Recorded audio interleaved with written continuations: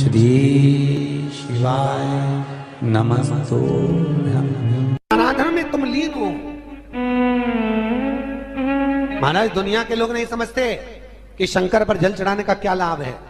शिव महापुराण कहती है, अगर एक दिन शिव महापुराण की कथा कहती है सोमवार के दिन भगवान शंकर को अगर जल चढ़ाया जाता है तो घर में तेज लक्ष्मी प्राप्त होती है। क्या मिलती है? तेज लक्ष्मी। कर बैठी थी, उनके नेत्र से अश्रु गिरा, उससे बेलपत्र उत्पन्न हुआ। काय का वृक्ष उत्पन्न हुआ? बेलपत्र। पूरी दुनिया में केवल एक बेलपत्र का वृक्ष कैसा होता है जिस वृक्ष के नीचे माता लक्ष्मी शाम के समय पर बुआरी लगाने के लिए जाती है, झाड़ू लगाने के लिए। बेलपत्री के पेड़ पर बेलपत्र का वृक्ष, जिसके यहाँ लक्ष्मी नहीं टिकती हो, पैसा घर में नहीं आता हो, बहुत चिंता लगी रहती हो, लक्ष्मी से जुड़ी हुई, व्यापार से जुड़ी हुई, पैसा आ ही नहीं गया, बहुत मेहनत कर रहे हो। सोमवार की सोमवार 5 सोमवार बेलपत्री के पेड़ के नीचे एक घी का दिया लगाना चालू कर दीजिए। शाम के साथ थोड़ी सी मिट्टी बेलपत्री के पेड़ के नीचे की उठा कर लिया, घर के अंदर लाकर इतनी सी मिट्टी लाकर पटक दीजिए। 5 सोमवार करके देखो, छठे सोमवार पे करने की जरूरत नहीं पड़ेगी, व्यापार अपने आप बढ़ना चालू हो जाएगा। लक्ष्मी शाम के समय पर प्रतिदिन बेलपत्र के पेड़ के नीचे बुआरी लगाना। शंकर भगवान की प्रियता बेलपत्र। पहले भी कथा में कहा, फिर कहते हैं,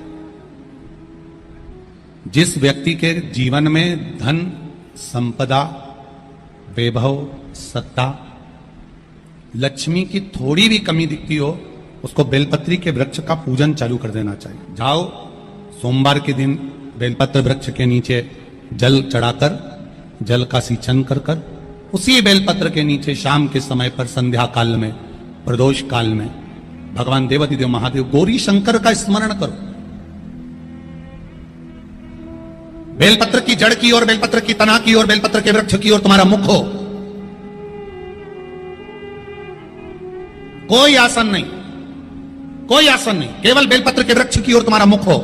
जहां बेलपत्री का वृक्ष है उसके नीचे बैठकर, उसकी छाया में, उसकी ओट में पंचाक्षर मंत्र नमः शिवाय, या फिर षडाक्षर मंत्र ओम नमः शिवाय, या फिर श्री शिवाय नमस्तुभ्यं का स्मरण कर कर अपने हृदय की बात गौरी शंकर से, महादेव से कहे।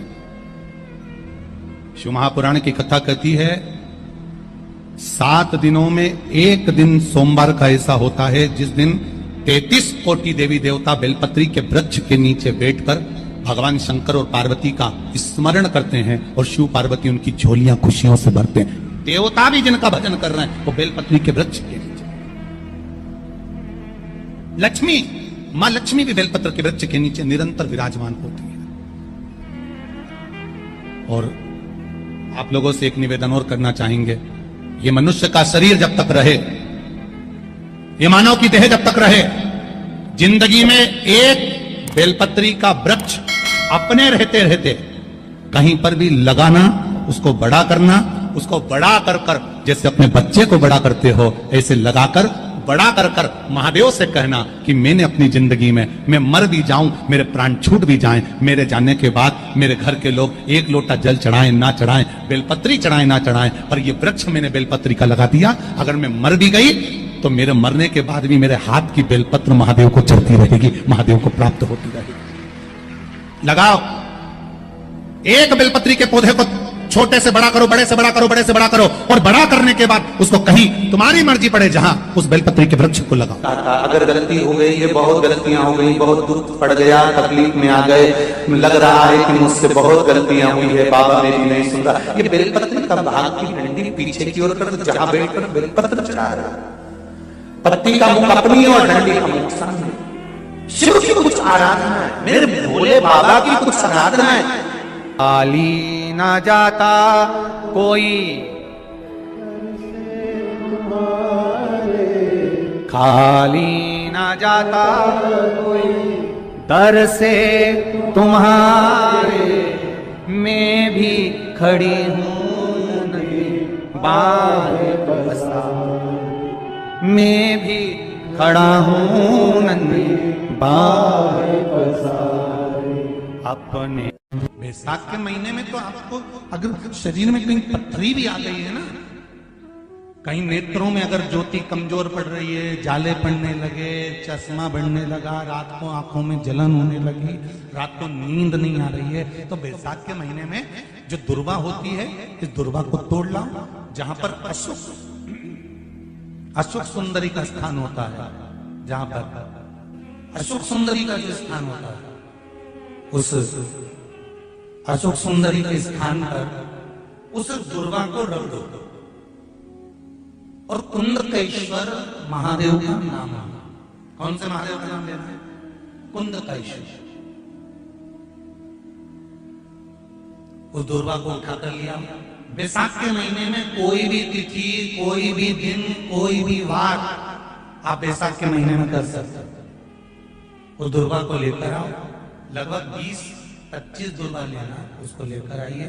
सुबह सुबह कुंदकेश्वर महादेव का नाम लेकर उसको खाना प्रारंभ कर दीजिए। एक दुर्वा रोज खाओ। जो पथरी है या नेत्रों में तकलीफ है या कोई ना कोई रात्रि को नींद नहीं आना, बेचैनी हो जाना, घबराहट होना, धीरे धीरे धीरे धीरे 20 दिन की वो दुर्वा है, 20 दुर्वा एक एक दिन खाना चालू करो। 4 या 5 दिन लगेंगे, अपने आप आपको कोई गोली खाने की जरूरत नहीं पड़ेगी, नींद अपने आप आना प्रारंभ हो जाएगी और बेचैनी। अशोक सुंदरी वाली जगह पर दुर्वा समर्पित कर कुंदकेश्वर महादेव का नाम लेकर। कौन से महादेव?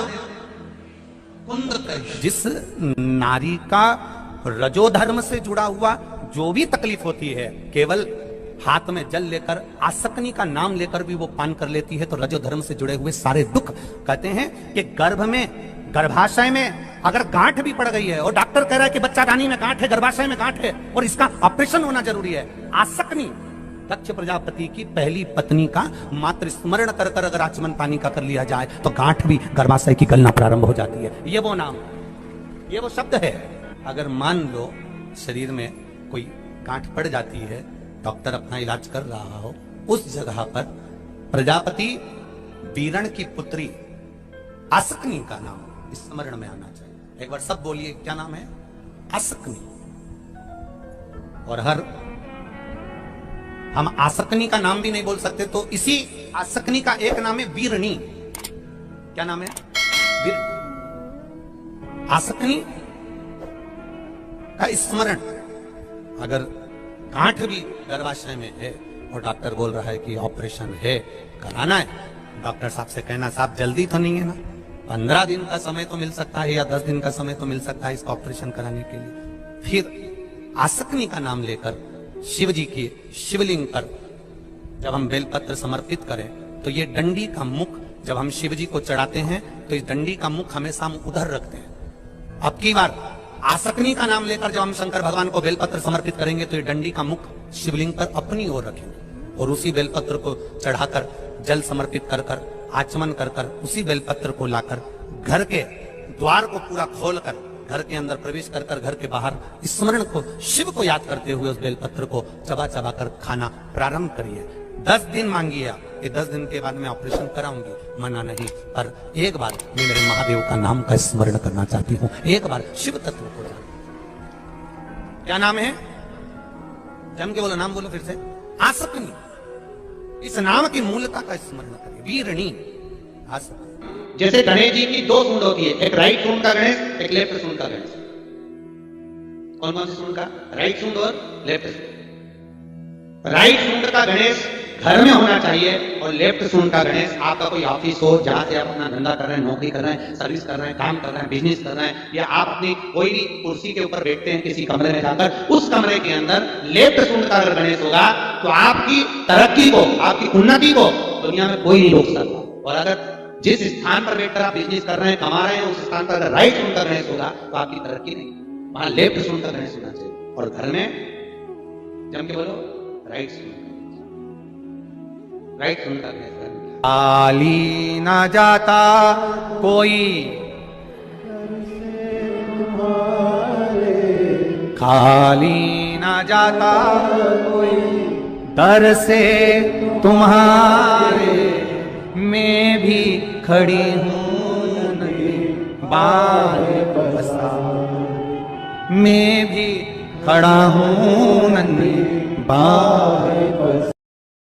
आपका कोई काम अटक रहा है, कोई काम नहीं हो रहा, बहुत परेशान हो गए, बहुत थक गए उस काम के लिए, सबके हाथ भी जोड़ लिए, सबके पास होकर आ गए, पर वो काम बढ़ ही नहीं रहा, तो निवेदन करते हैं घी के दिए में काली तिल डालकर सोमवार के दिन शंकर जी के मंदिर के सामने तुम रुका जी का नाम लेकर दिया लगाकर, जिस काम को तुमने दुनिया के आगे कहकर देख लिया, कर देख लिया, नहीं हुआ, उस कार्य को एक बार दिया लगाकर निवेदन कर फिर जाकर देखना, काम आगे बढ़कर ही रहेगा।